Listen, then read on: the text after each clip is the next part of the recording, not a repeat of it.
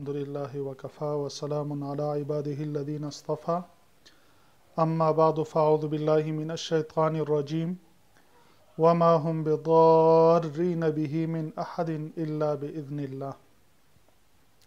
محترم ناظرین و سامعین، من یو سلسله شروع کو چې په دې کې به د جادو، جناتو، حقیقت او دې سره ریلیټ مسائل او د هغې حل دپاره وظایف وخت په وخت انشاءالله پیش کو. جادو هر هغه عمل ته وایي چې د دې په وجه باندې د شیاطین، جناتو ملګرتیا، نزدېکت او مدد حاصلیږي. یعنی جادوګر مختلف قسمه جنتر منتر په مختلف طریقه یا په خاص طریقه وی یا لیکي چې د دې په وجه باندې دې سره جنات ملګري شي او دغه جادوګر بیا مختلف کارونو کې د دغه جناتو نه مدد او مرسته علي او دغه جنات ورسره مدد کوي. جادو یو حقیقت دی او د دې ډېر اقسام دي.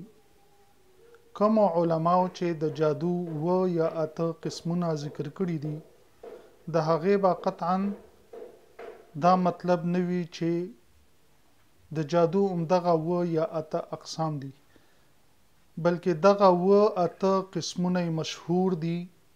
حقیقت دا دی چې د جادو دومره اقسام دي څومره چې په دنیا کې جادوګران دي او د هغې به وخت په وخت انشاءالله موږ ذکر کوو. اجمالاً د هغې نه کله داسې وي چې جادو په یو انسان باندې وشي نو هغه ډېر سخت بیمار شي، هر قسمه دوایي خوري، دوایي په دغه انسان باندې اثر او تاثیر نه کوي، بیماری همغسې موجود وي جسم کې، ټسټونه چې کوي ټسټونه صفایي خو د انسان لا تکلیف محسوسیږي او کله بیا دا مرض او دا تکلیف دومره حد ته ورسي چې دغه انسان ته وفات شي. کله جادو په وجه باندې د ښځې خاوند ترمنځ ناچاقي پیدا شي او داسې حالت جوړ شي چې ښځه په خاوند بده لګي او خاوند په ښځه بد لګي.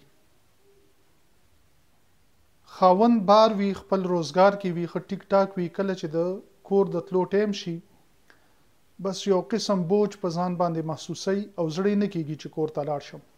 چې کور ته لاړ شي ښځه پې بده لګي، ښځې سره خبرې خوند نه ورکوي. دغه رنګ ښځه ټیک ټاک وي، کله چې د خاوند د راتلو وخت شي ښځه یو قسم په ځان باندې بوج محسوسوي او زړه کې کور کې زړه تنګ شي، خاوند پې بد لګي چې کور ته راشي، زړه یې ورسره خبرې کول نه غواړي. کله داسې وي چې دغه ناچاقي او دغه اختلاف دومره حد پورې ورسي چې د دوی په منځ کې طلاق وشي، یو بل نه بیل شي.